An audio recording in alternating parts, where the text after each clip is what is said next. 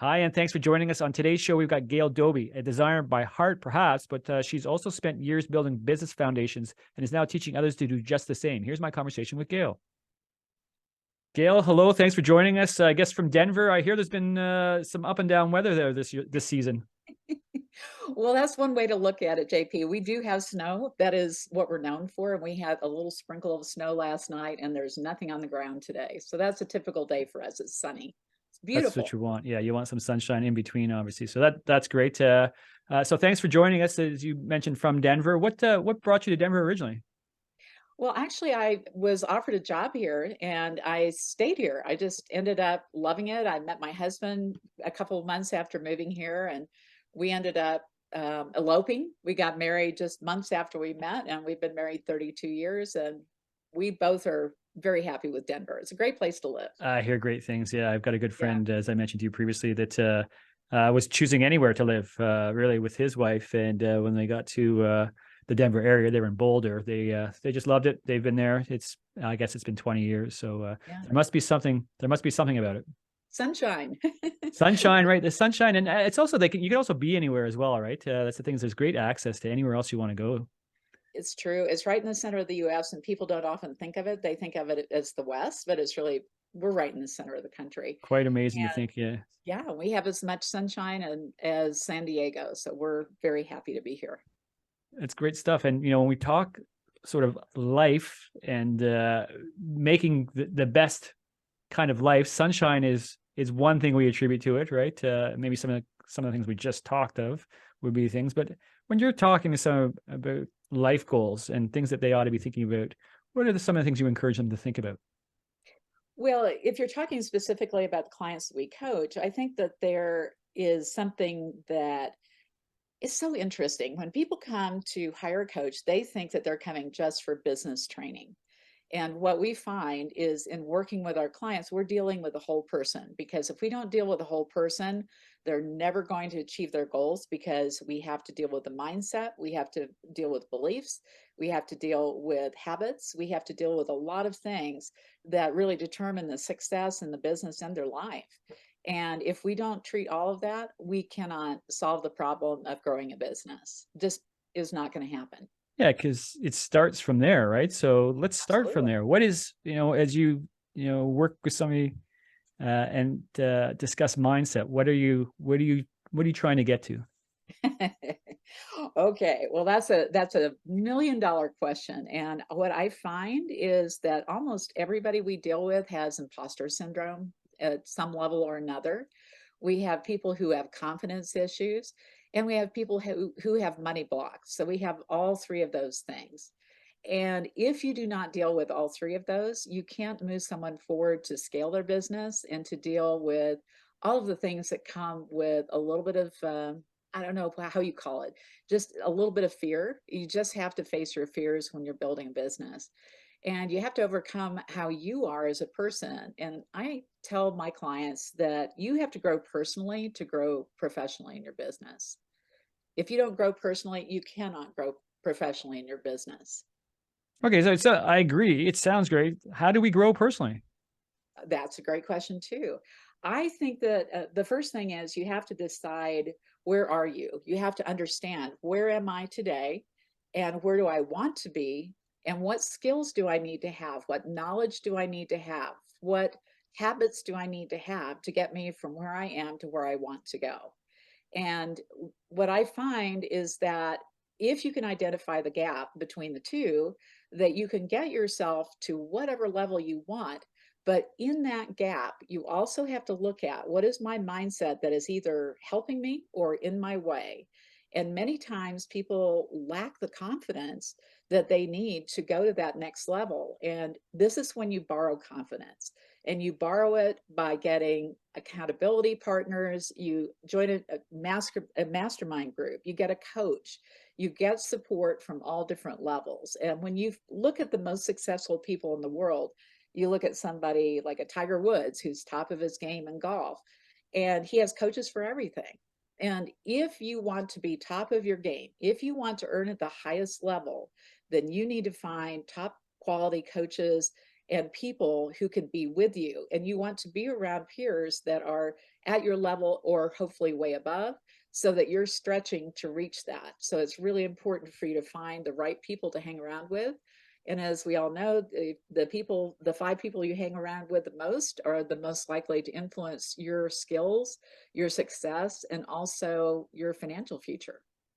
Yeah, absolutely. Right. It's very important to think of the people you are spending that time with, right? You become who Sure. are a function of the people you're spending that time with. What if you're talking with someone who doesn't know where they want to be? They don't know. How do you help them define that? Or what does that soul searching look like? Well, that's one of the first things we work on when we work with people. We have a 3-day VIP experience that we put people through. And one of the very first things that we do is we find out what kind of a person they are and how they think. So, and I'm going to share this with you. This is something we teach in our program. And there are 4 ways that, or 4 types of things that you need to address for people to really hear and listen to what you're going to say. And the first one is why. Why are you doing what you're doing? And some people are why people. And I have my second in command. She is the co-founder of the company, and she is very much a why person. She will not engage in any activity until she knows why she's doing it. What's the purpose of that? The second thing is what? What is it that you're trying to do? And I'm a what person. I go right from why because I know my why. It's just intrinsic in who I am. So to me, I jump right into what do we need to do to get to the What is goal. your why? What is your why, Gail? My why is I have a purpose. My purpose is to help other people grow their businesses, scale their businesses, and become financially free. Yeah, And you're right. so, You do go straight to that. So yeah, so from the why yeah, you say what's the what, right? yeah. What is it you have to do to make that happen? And being a what, I'm very bottom line. I know exactly what I need to get done.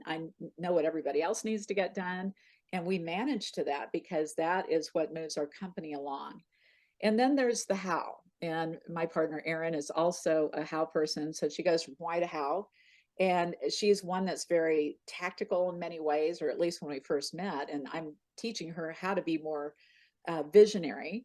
But right now she's still very much a how. How do we get that done? And sometimes she would listen to me and get totally lost. She would not even hear what I was saying because she was trying to figure out, okay, well, I've got 30 things here. And now she just talked to me about another 30 ideas, even though those were supposed to be 3 to 5 years down the road. But her brain said, how do I get all this done now when I've got all this to do?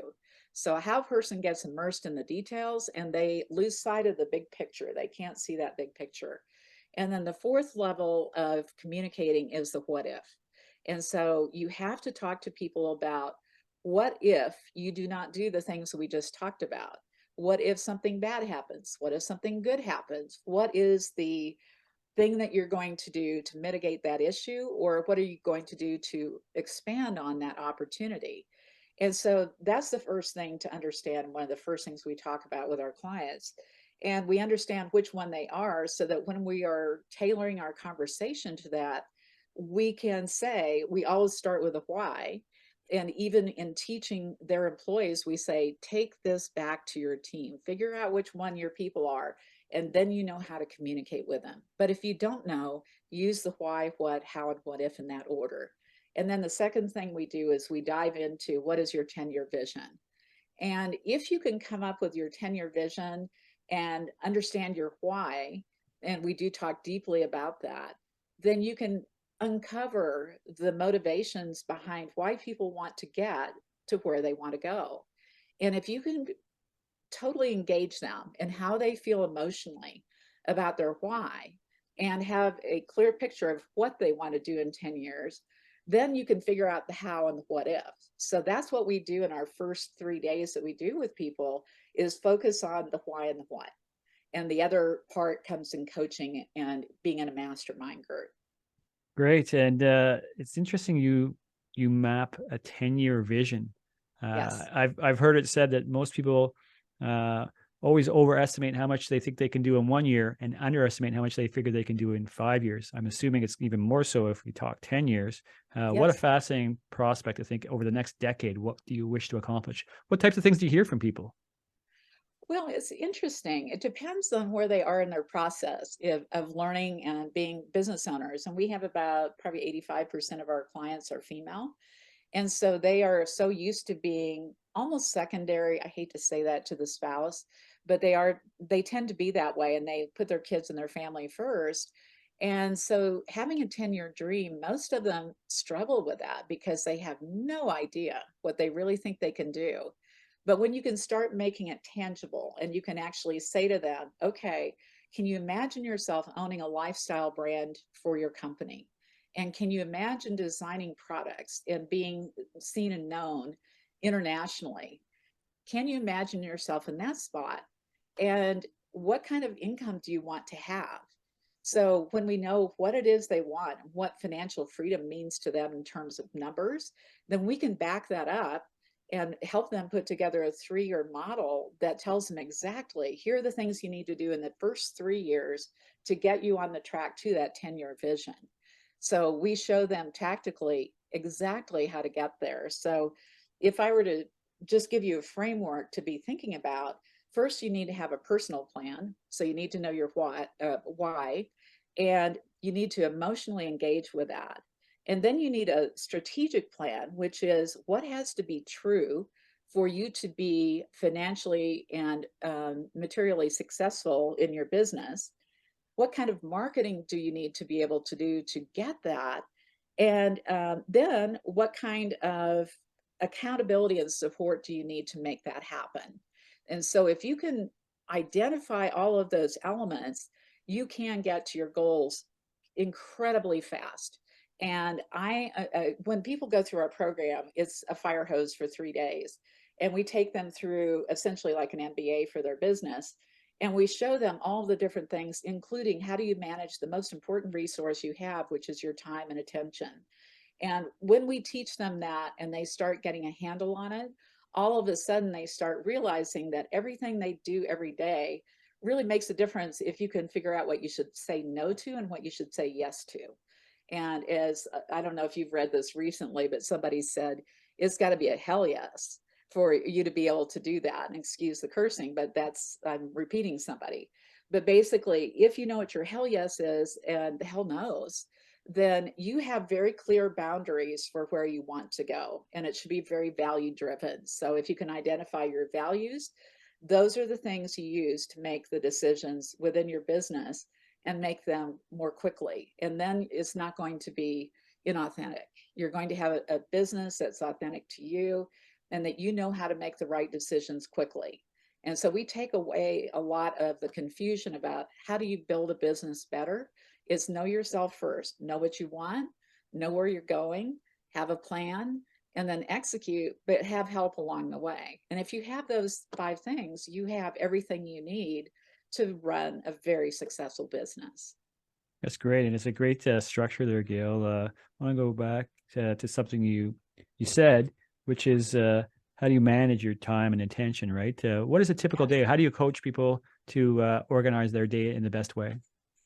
Well, I have learned many, many years ago that one of the things that I need to do is I need to have me time at the beginning of the day to be able to be my most functional and to be the calmest and to be collected and to feel like I've gotten what I need first because I'm a little bit of an introvert, believe it or not. And so for me, I do not start my day until 9 o'clock with anybody else. So I take time to exercise, to spend time with myself, to think, to journal, and also to read. I'm a voracious reader, and I think that is something that is so necessary and helpful to grow your business. So for me, those things happen before 9 o'clock, and then sometimes I'll work on a key project and then spend at least an hour to 2 hours on that project. So to me, if you start your day that way, you're great. And then structure your week so that you know, like in our business, I tell our designers, go ahead and schedule out your week and block out 3 days right in the middle of the week for client work. And then you plan 10 hours a week for marketing, and you plan 2 hours a week for meeting with prospects. You plan 2 hours a week for thinking on your business. And I actually can visually see the time blocking chart that we give them. And we also give them a different one for their employees because the employees need to be doing more client work. So if people can start using this kind of a system to plan their days, then they can also tie it into, these things will get me closer to my goal. These things are pulling me away from my goal. And you can make better decisions, and then you block it out. Because what you talked about earlier is that most people get less done in a year, and it's because they haven't really managed their time and their interest and their attention very well. So the more you can structure it, the more you have, your brain is free to be creative. And you also know what your boundaries are, because you know you can only do so much.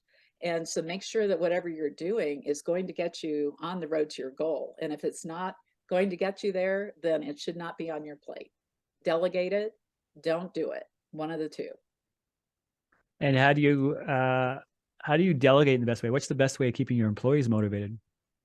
Well, first of all, let's talk about what motivates people. And they need to know that there's a purpose, and they need to have autonomy. They need to have the skill sets, and you need to know what's important to them. What is their why? Why are they motivated to come to work every day? Why should they care about taking care of your clients and the work that needs to get done? What is it intrinsically that motivates them? So you need to understand motivations. And then it's a matter of communicating, because you have to communicate your expectations to people. And you also have to have a really good delegation process. So I'm ending up giving you a lot of teachings here, and hopefully some of these will resonate with some of your listeners. But the reality is most people stink at delegation. So I'm going to give you a couple of tips, because I think this is where most people fail. Is they think that they tell somebody to do something one time and it's verbal, and they don't have a checklist, they don't have a check-in, and they assume that that person heard it once and therefore they've got it. The reality is you have to tell people 7 times.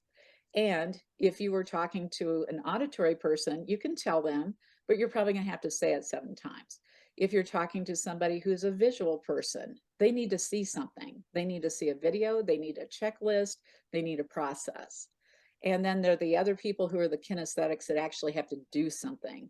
They can probably hear something, they can probably look at something, but they also have to do it. So you've got people who do one of those 3, and then you have some people who do all 3. So the shortcut is do all 3, and you're going to have a better chance of that person understanding what it is they're supposed to be doing, because they don't want to look stupid. So they often will go and say, yeah, I got it. And they'll go try to do it, and then you won't hear from them. And then they won't get it done, and you'll get frustrated. Well, guess what? What was the one step that was missing? It was the feedback loop. And so, first of all, you've got to talk to them in their language, the way that they learn. And then the second thing is there has to be a feedback loop, and you have to have check-ins. So if you don't do the feedback loop, I guarantee you that is not going to get that project or that task done. So the other part is they need to understand the big picture. They need to understand how that fits into the overall goals of the business and the goals of the owner. And if they understand that, then again, that's the why. Why do we have to do this? Why does this make a difference? Why do I have to do it? And is this really my role? So you need to find people who are, that have initiative and that have the skill sets and that are interested in helping you achieve what you're trying to accomplish. And then you need to have framework for how you delegate and help them. But just remember, it's not about micromanaging. If you're micromanaging, you have no trust, and therefore you're going to lose employees, guaranteed. Yeah, micromanaging never works. It's one of the things we try to Never steer works. away from. What motivates you? Oh my gosh, I am an achievement oriented person. I am motivated by learning, and I'm motivated by teaching other people what it took me so many years to learn. So I'm one of those people that I like to innovate, and I also like to take information and skills and ideas, let them percolate, connect the dots backwards, and come up with a streamlined solution and a quick way to teach people how to do things. So for me, I am very much a teacher, and I'm very much a learner. And so that really is what drives me. And I'm very achievement oriented. So I want to do a great job of whatever I'm doing, and I want a great team. And I'm so fortunate. My second in command has been with me almost 18 years. Most of our team has been with us a decade. So I've learned, because my first time I did business, did not do so well at it. I micromanaged. I did everything wrong that I've talked about today. I did it all. So I will tell you that I've learned, and from that have become a better teacher because of it. Yes, you've maybe learned the hard way, but it sounds like Yes. you've learned the lessons, and now you're able to pass those on. So, Gail, what it's interesting you've talked about this 10-year vision, but if we were having this conversation in 5 years, what's happened between now and then for you?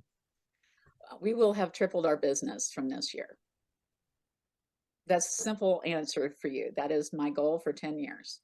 And we are preparing for exit of the business, and we have been very strategic in how to do that. And I've built a really strong leadership team and a good team.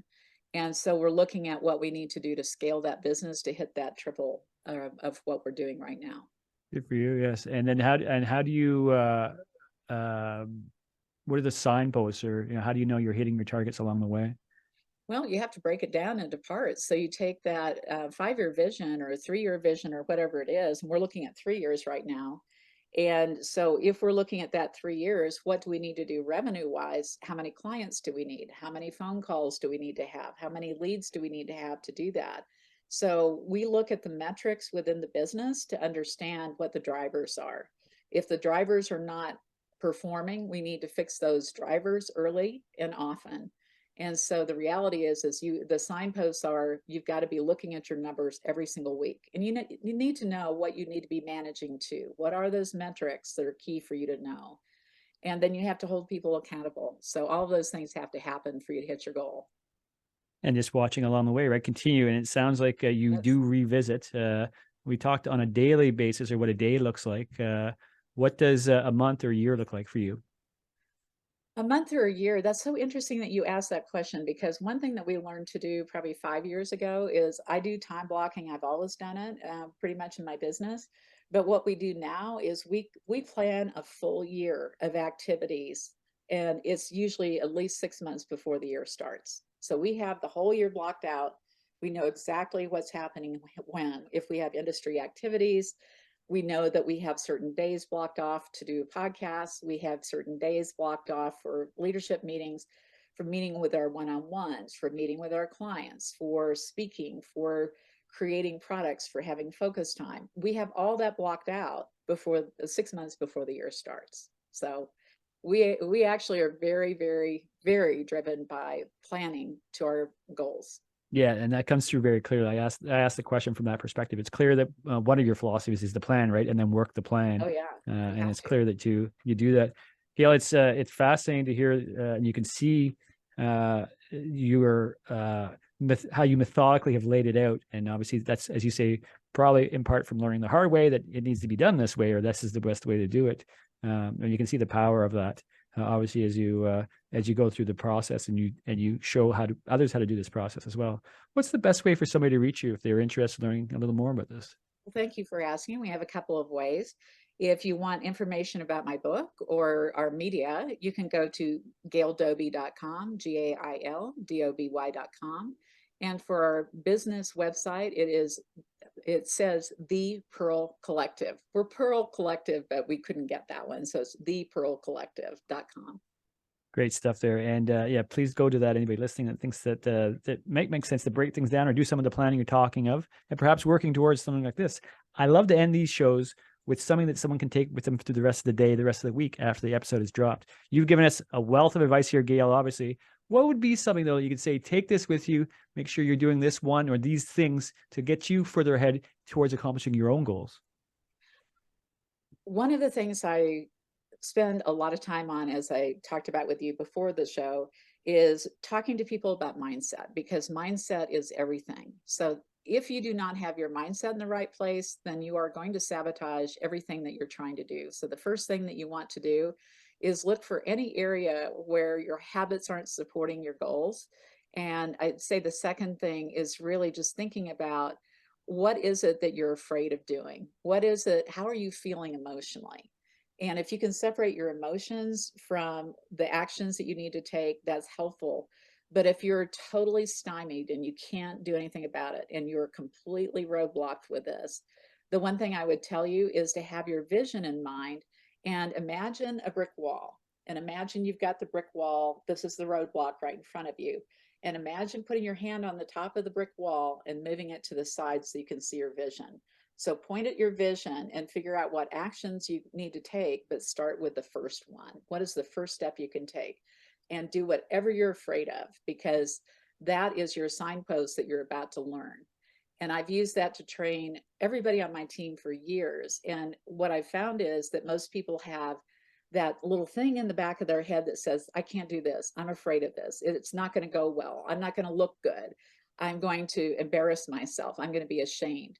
And so they have these little tapes playing. And so you have to shut off the tape, completely turn it off, and look at what the vision is and take the first step. All you have to do is take the first step. And the first step could be turning on your computer. It doesn't have to be complicated. And from that, you stack your habits. And when you stack your habits, you can get to wherever you want to go. That's great, Gail. Thanks for that. You say taking that first step. Oftentimes, taking that first step is the most difficult, but there's the little nudge or the little help that we might need along the way. Gail, thanks so much. Confidence comes from, right? That's right. And that's where the confidence from you come, and going back to mindset, right? Or putting yourself in the right place where you can actually do just that. Gail, thanks so much for this today. I enjoyed the conversation. I look forward to the next time on The Millionaire's Lawyer. All right. My pleasure.